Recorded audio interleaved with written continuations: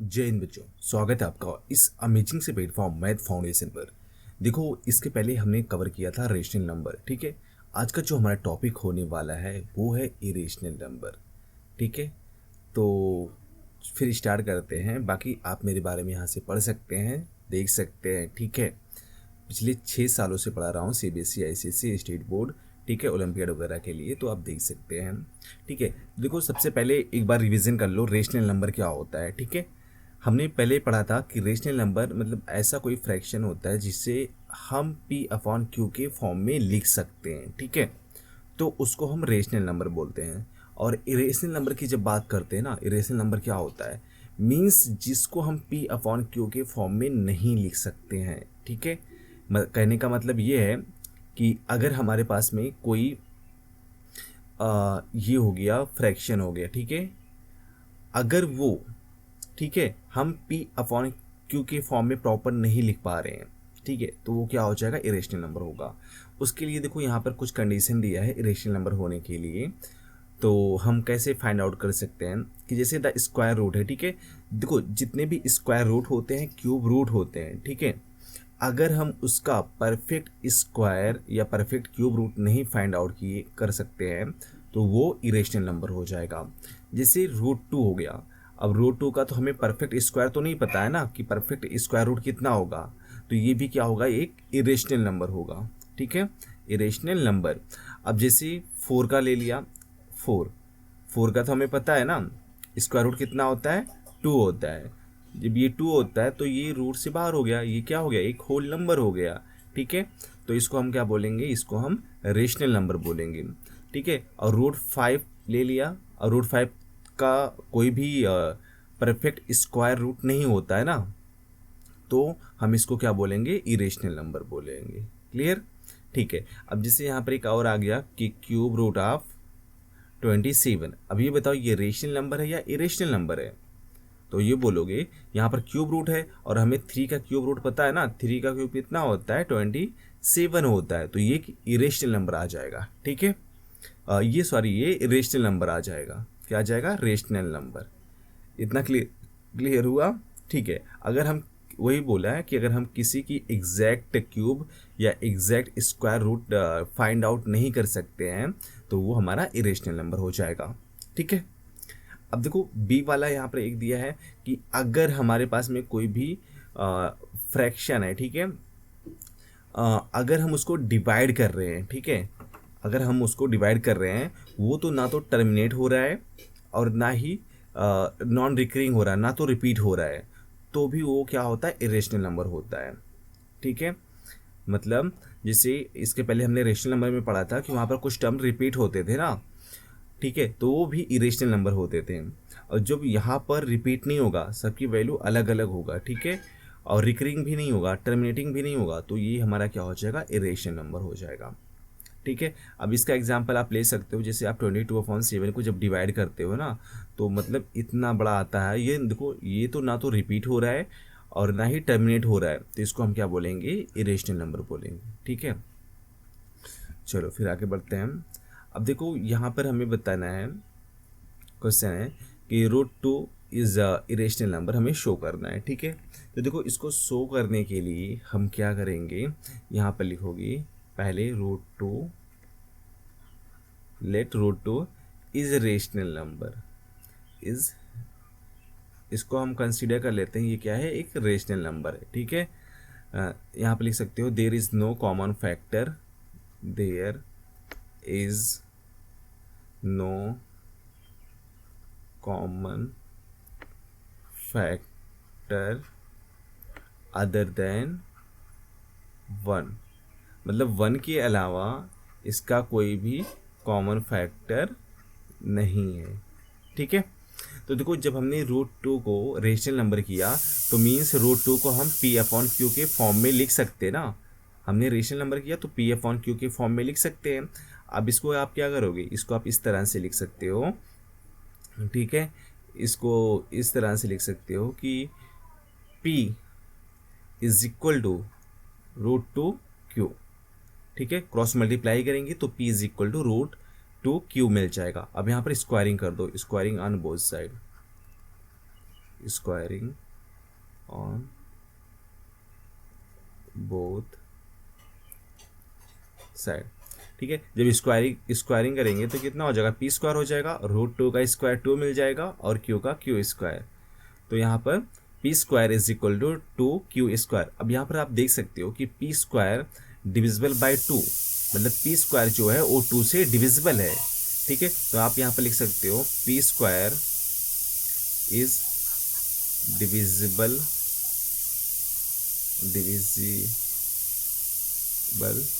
By two. ठीक है, जब पी स्क्वायर टू से डिविजिबल है तो पी इज आल्सो टू से डिविजिबल होगा ना। इसका मैं बताता हूँ, जैसे यहाँ पर आप देखो कि हमारे पास में P square is equal to आ गया, मान लेते हैं 16 आ गया। अब ये बताओ पी स्क्वायर 16 जो है वो टू से डिविजिबल है कि नहीं है। मतलब इसको हम इस तरह से लिख सकते हैं कि 2 इंटू 8 लिख सकते हैं ना, तो पी स्क्वायर टू से डिविजिबल होगा। फिर इसके बाद में हम क्या लिख सकते हैं, इसको लिख सकते हैं P is also divisible by two. तो पी भी जो होगा वो भी टू से डिविजिबल होगा। ठीक है, तो यहाँ पे लिख सकते हो पी इज आल्सो, ठीक है, डिविजिबल बाई टू। ठीक है, जब पी जो है वो टू से डिविजिबल है तो इसका मतलब ये हो गया कि जो p होगा वो 2 का मल्टीपल होगा, है ना। मतलब जब p से डिविजिबल है इसका मतलब क्या हो गया, 2 का मल्टीपल होगा। तो इसको हम क्या लिख सकते हैं, 2c लिख सकते हैं। ठीक है, अब ये जो p की वैल्यू है 2c, ठीक है, इक्वेशन 1 में आप सब्स्टिट्यूट कर दो। तो इक्वेशन 1 में आप लिखोगे, यहाँ पर लिखोगे फ्रॉम इक्वेशन 1 तो वो p की जगह पर 2c स्क्वायर लिखोगे। तो यहाँ पर लिखोगे p की जगह पर 2c square is equal to 2q square. तो हो जाएगा 4c square is equal to 2q square. 2 2 ज़ा 4, तो यहाँ से मिल जाएगा q square is equal to 2 हो जाएगा 2c स्क्वायर। तो आप फिर से देख सकते हो कि q square is equal to 2c square, means q square जो है इज डिविजिबल बाई 2,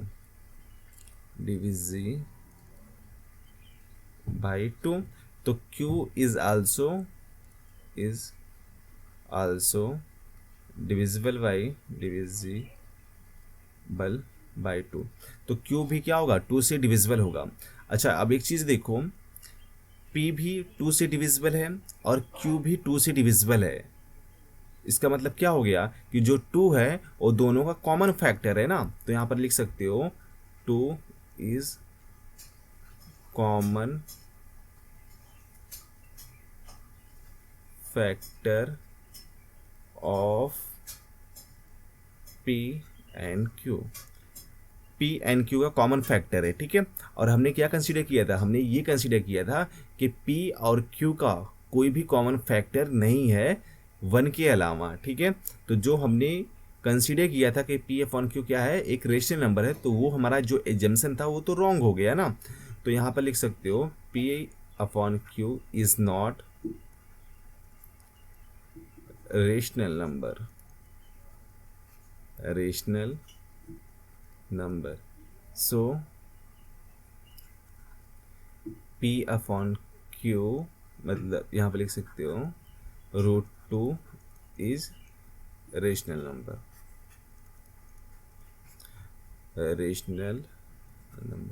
तो इस तरह से हम इसको प्रूव कर सकते हैं। ठीक है, सेम इसी तरह से अगर हमारे पास में √5 होगा, √6 होगा, √7 होगा, तो हम इसको बोल सकते हैं ये क्या होगा, एक इरेशनल नंबर हो जाएगा। ठीक है, √3 को भी ले सकते हैं, ये भी क्या होगा, एक इरेशनल नंबर हो जाएगा। तो इसी तरह से हम उसको प्रूफ कर सकते हैं। ठीक है, तो बाकी आपके लिए होमवर्क है, आप √5 और √7 का सेम इसी मेथड से करना। उसमें इसमें कॉमन फैक्टर क्या आ जाएगा, इसमें 5 आ जाएगा और इसमें 7 आ जाएगा कॉमन फैक्टर। ठीक है, चलो देखो, एक प्रॉपर्टीज़ है, कुछ नोट्स हैं कि the negative of irrational number is always irrational number. ठीक है, मतलब अगर कोई भी सपोज यहाँ पर √2 है, अगर नेगेटिव में है, ठीक है, तो वो भी क्या होगा, एक इरेशनल नंबर होगा। कहने का मतलब ये है कि अगर कोई इरेशनल नंबर नेगेटिव में है तो वो नंबर भी क्या होगा, इरेशनल नंबर होगा, ठीक है। The sum of rational number and irrational number is always irrational number, ठीक है। मतलब देखो सेकंड वाला क्या बोल रहा है कि जिससे हमारे पास में एक रेशनल नंबर है और एक इरेशनल नंबर है, तो इनका जो सम होगा वो भी क्या होगा, हमेशा इरेशनल नंबर होगा, ठीक है। इरेशनल नंबर हो जाएगा, या ऐसे भी लिख सकते हैं, सम भी बोल सकते हो या फिर सब्ट्रैक्शन भी बोल सकते हो। Means 2 minus root 3 is also irrational number, ठीक है। फिर इसके बाद में थर्ड वाला प्रॉपर्टी है, the product of non zero rational number and irrational number is always irrational number. कहने का मतलब ये है कि अगर हमारे पास में एक रेशनल नंबर है और उसको हम एक इरेशनल नंबर से गुणा करते हैं, रूट 2 से गुणा करते हैं, मल्टीप्लाई करते हैं, तो ये भी क्या आएगा, ये भी हमारा इरेशनल नंबर आ जाएगा, ठीक है।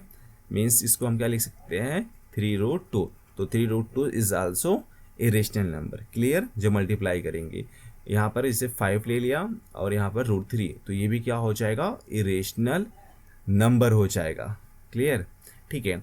इसके बाद में देखो, अगर दो सेम रेशनल नंबर हैं, मतलब जिसे हमने यहाँ पर दो, एक √2 रेशनल इरेशनल नंबर हो गया और एक √2 इरेशनल नंबर हो गया, जब इसको मल्टीप्लाई करेंगे ना तो ये हमें रेशनल नंबर मिलके देगा, ठीक है।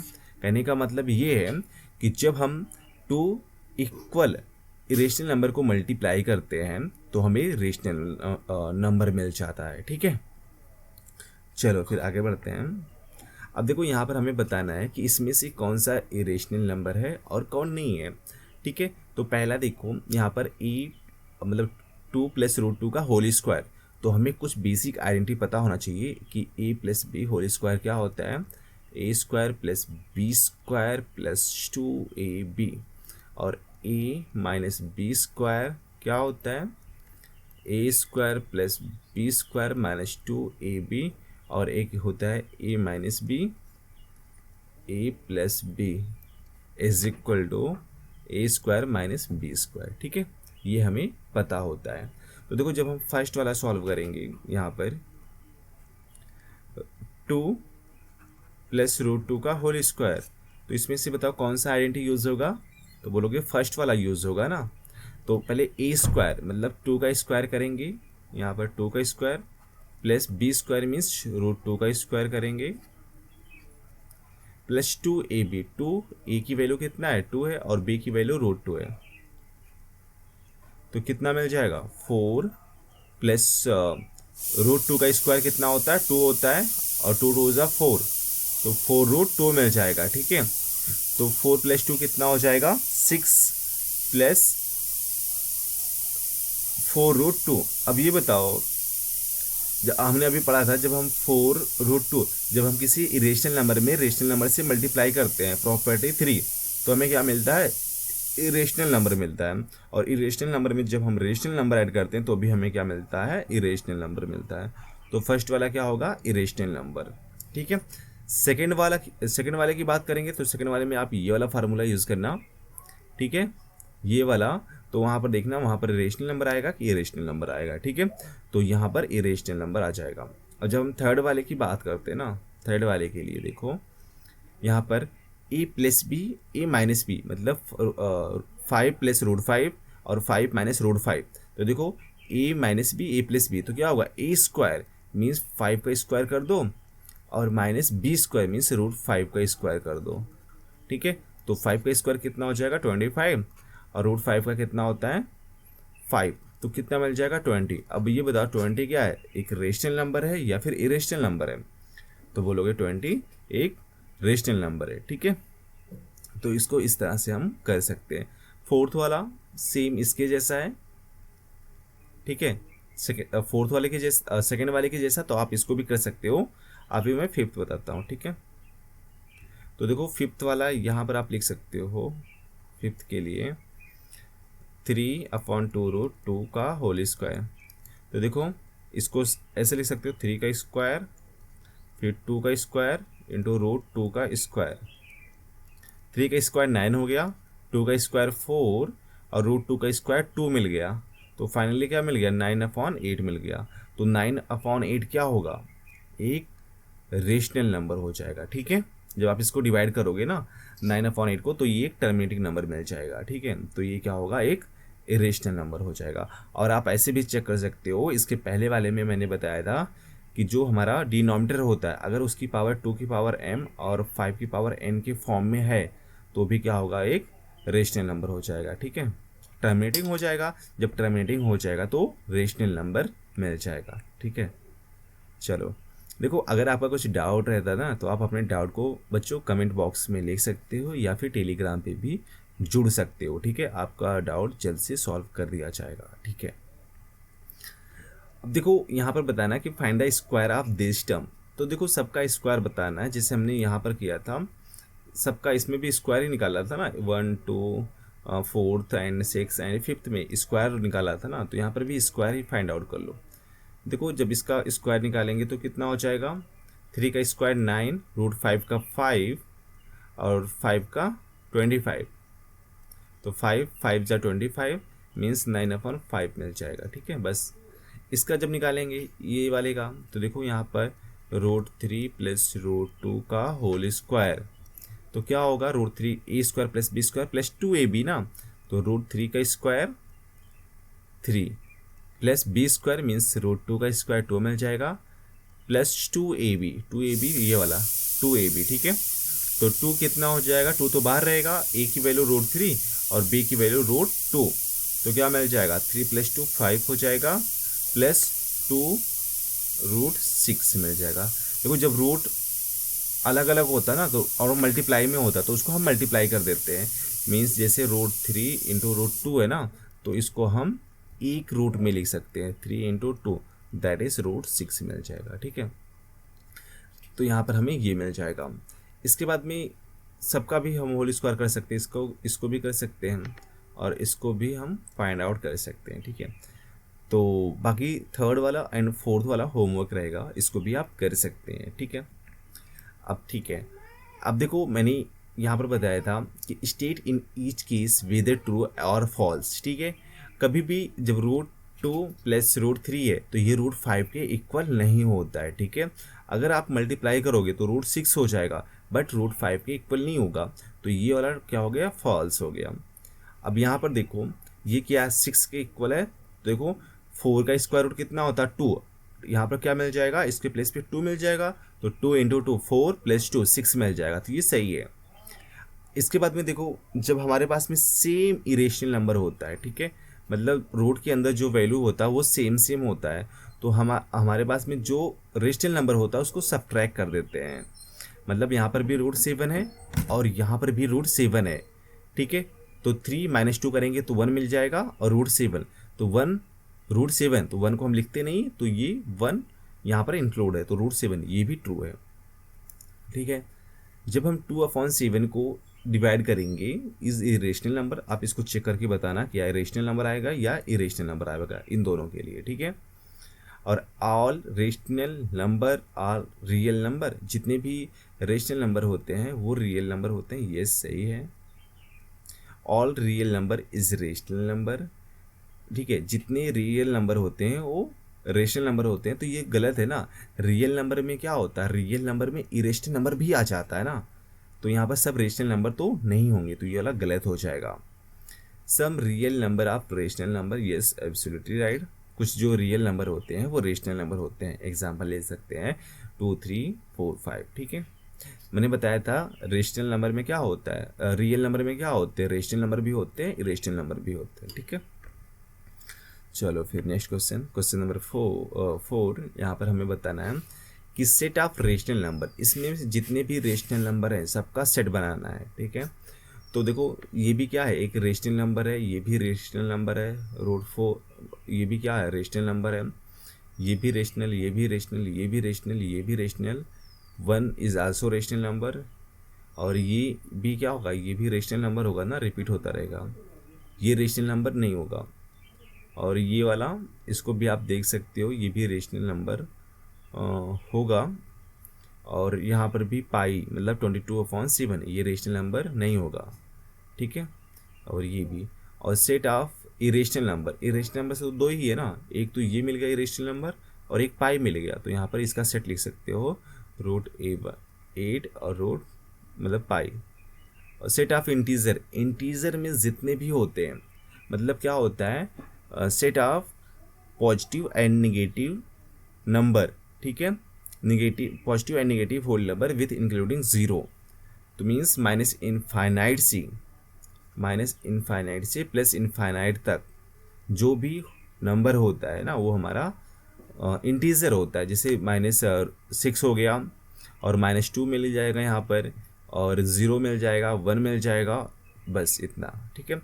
Set of non negative integer, मतलब हमें इंटीजर बताना है जो पॉजिटिव है, तो एक 1 तो है, एक 0 है और एक 1 है, तो यहाँ पर क्या लिखोगे 0,1 लिखोगे, तो ये भी क्या है, ये नॉन नेगेटिव इंटीजर है, मीन्स पॉजिटिव इंटीजर है, ठीक है। चलो फिर अब देखो यहाँ पर क्वेश्चन नंबर 6 देखो, use method of contradiction so that √3 and √5 is rational number. जैसे मैंने √2 के लिए प्रूव किया था कि रूट जो इरेशनल नंबर है √2, वो भी सेम इसी तरह से इसको भी करना है, ठीक है। जो अपना वाला मेथड था उसको भी हम कॉन्ट्राडिक्शन मेथड बोलते हैं, तो हम डेफिनेटली इसको कर सकते हैं, ठीक है। इसके बाद में हमें ये बताना है कि जो देखो question number 7, right a pair of irrational number, मतलब 2 इरेशनल नंबर लिखना है, whose sum is irrational number, मतलब उनका सम क्या होना चाहिए, इरेशनल नंबर होना चाहिए। अब ये बताओ, जैसे मैंने यहाँ पर लिखा 3 -√5, ठीक है। इसके बाद में उनका सम एक हमने ले लिया कि -3 और -√5, तो ये दोनों क्या है, इरेशनल नंबर हैं, ठीक है, इरेशनल नंबर है। अब देखो जब इनको ऐड करेंगे तो ये -3 से +3 कैंसिल आउट हो जाएगा, फाइनली क्या मिल जाएगा, -2√5। तो √5 क्या है, इरेशनल नंबर है, तो इरेशनल नंबर में जब हम मल्टीप्लाई करते हैं किसी रेशनल नंबर से तो भी क्या होता है, इरेशनल नंबर मिल जाता है, ठीक है। इसमें देखो 8 वाले में एक इरेशनल नंबर लिखना है, pair of irrational number whose sum is rational number, मतलब उनका सम इरेशनल नंबर होना चाहिए। तो सेम एग्जांपल लिख सकते हैं, 3 -√5 और दूसरा वाला 3 +√5। देखो जब दोनों को सम करेंगे तो -√5 है, यहाँ पर +√5 है, तो ये कैंसिल आउट हो गया, 3 + 3 कितना हो गया, 6 इज रेशनल नंबर, तो यहाँ पर एग्जाम्पल लिख सकते हैं, ठीक है। 9 के लिए देखो, right a pair whose difference is irrational number, मतलब 2 इरेशनल नंबर लिखो, जैसे हमने यहाँ पर लिखा 3 +√2, ठीक है। दूसरा इरेशनल नंबर लिखेंगे 3 -√2 लिखेंगे, ठीक है। और इसमें हमें डिफरेंस बताना ना, डिफरेंस मतलब सब्ट्रैक्ट कर दो। देखो जब यहाँ से हम सब्ट्रैक्ट करेंगे ना, यहाँ पर, ठीक है, तो 3 +√2 मिल जाएगा और -3, और ये माइनस माइनस प्लस हो जाएगा, +√2। तो देखो 3 में से 3 जाएगा 0 या कैंसिल आउट हो जाएगा, क्या मिल जाएगा, √2 + √2, तो 2 बार है तो 2 टाइम्स √2 हो जाएगा। तो √2 क्या है, इरेशनल नंबर है ना, तो यहाँ पर हमें क्या मिल जाएगा, इरेशनल नंबर, ठीक है। तो इस तरह से लिख सकते हो। अब देखो क्वेश्चन नंबर 10 बताना है, right a pair of irrational number whose difference is rational number, तो आप इसको बता सकते हो, ठीक है।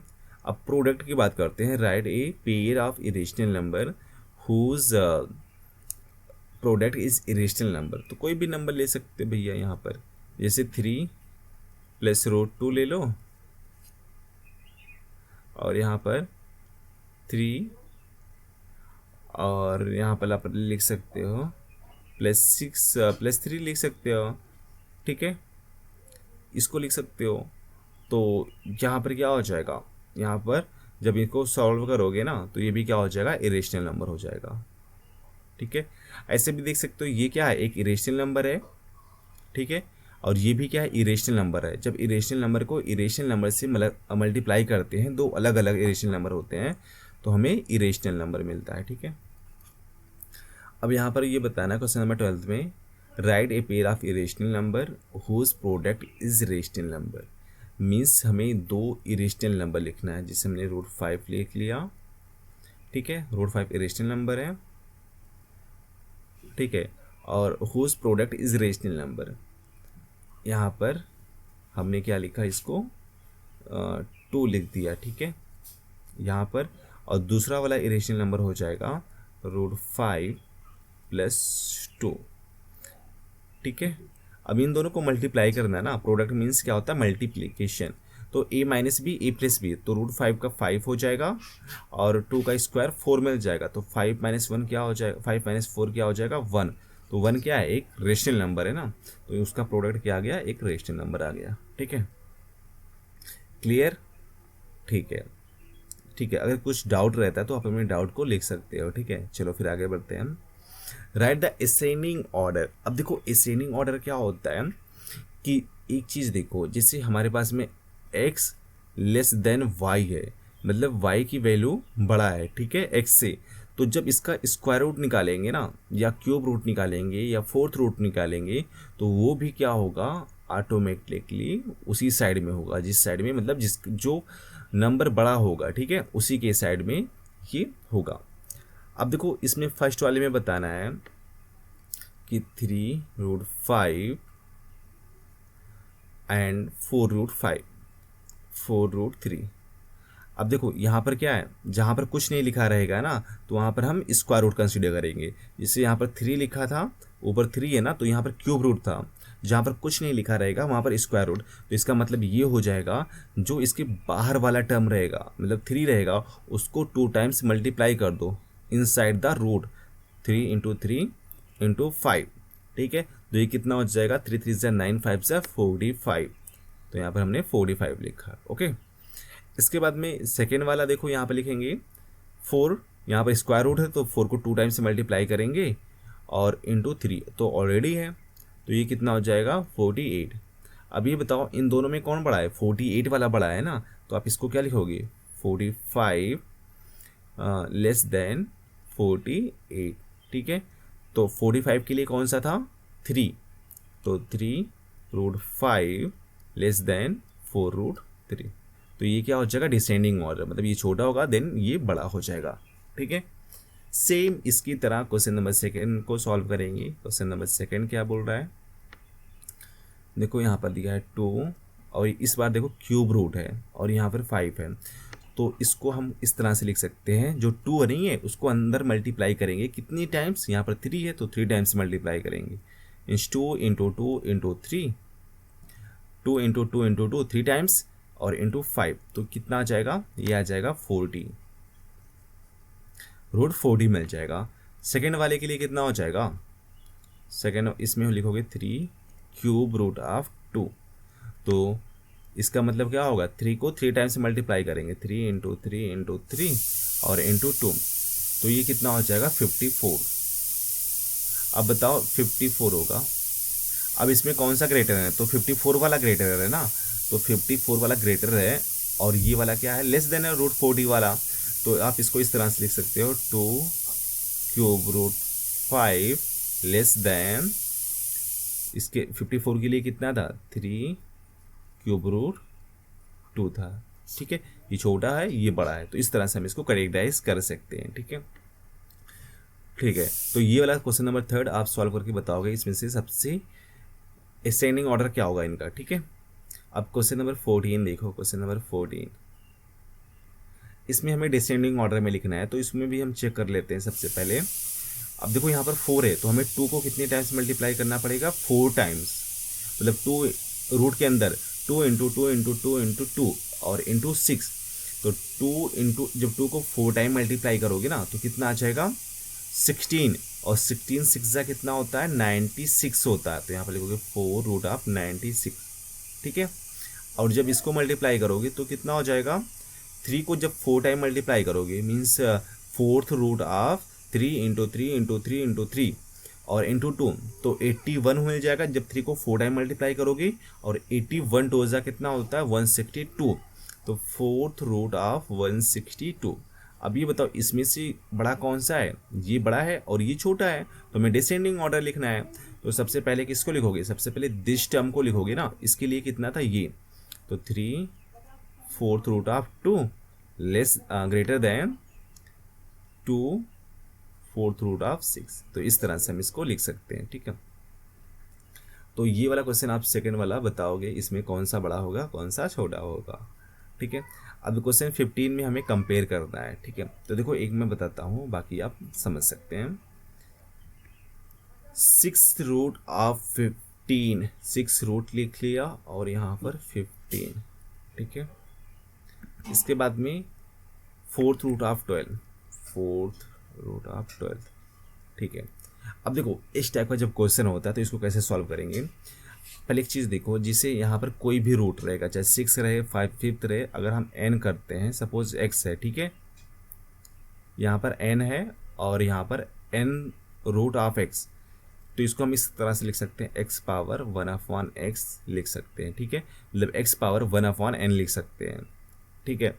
और एक चीज़ और होता है कि जैसे हमारे पास में a और यहाँ पर है m क्रॉस n है, ठीक है, तो इसको हम इस तरह से भी लिख सकते हैं, a to power m cross n, या इसको इस तरह से भी लिख सकते हैं, a टू पावर n और होल पावर m भी लिख सकते हैं, ठीक है। तो ये हमें बेसिक पता होना चाहिए। अब देखो यहाँ पर जब हम फर्स्ट वाला अप्लाई करेंगे x पावर 1/n, तो यहाँ पर कितना आ जाएगा, 15 टू पावर 1/6 आ जाएगा, ठीक है। अब इसके बाद में नीचे वाले में कितना आ जाएगा, नीचे वाले में आ जाएगा 12 1/4 आ जाएगा ना, ठीक है। अब 6 और 4 का एलसीएम निकाल लेते हैं, एलसीएम ऑफ 6 एंड 4, तो कितना आएगा, 12 आएगा। अब आपको क्या करना है, दोनों का जो ये पावर का डिनोमिनेटर है, दोनों को आपको 12 बनाना पड़ेगा, ठीक है।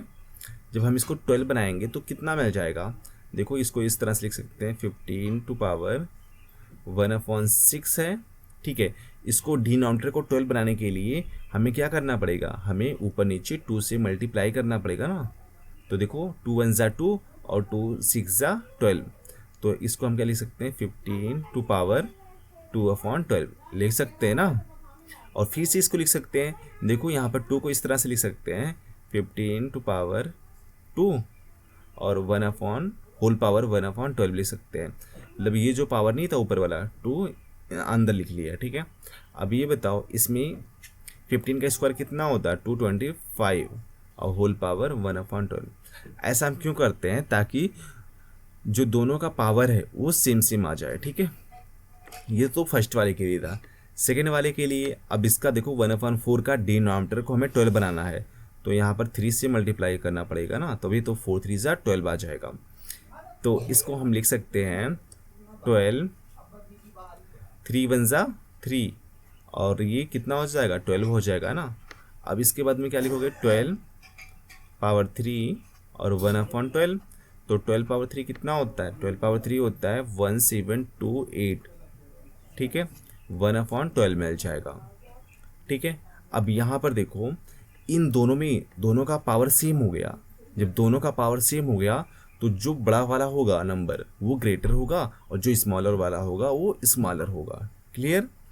तो आप इसको क्या लिख सकते हो, इसको हम इस तरह से लिख सकते हैं, कंपेयर करना था तो 1728 पावर 1/12, और यहाँ पर हमें फिल करना है 225 होल पावर 1/12। अब ये बताओ इसमें ग्रेटर कौन सा है, तो आप बोलोगे सर ये तो डेफिनेटली दिख रहा है, ये तो ग्रेटर होगा, तो इसका सिंबल इस तरह से लिख सकते हैं, ठीक है।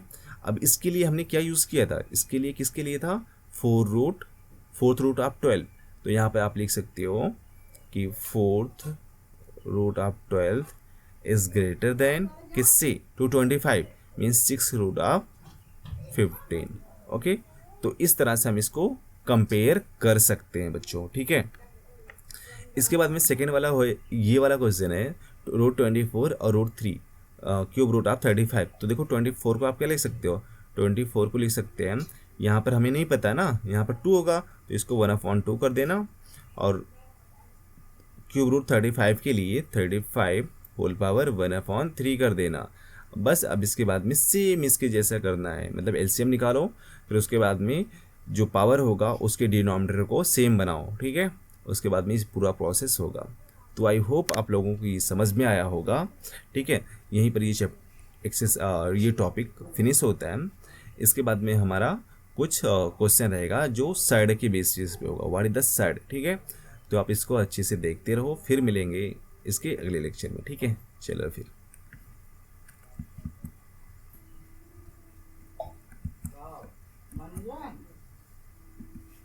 कौन है? ई है।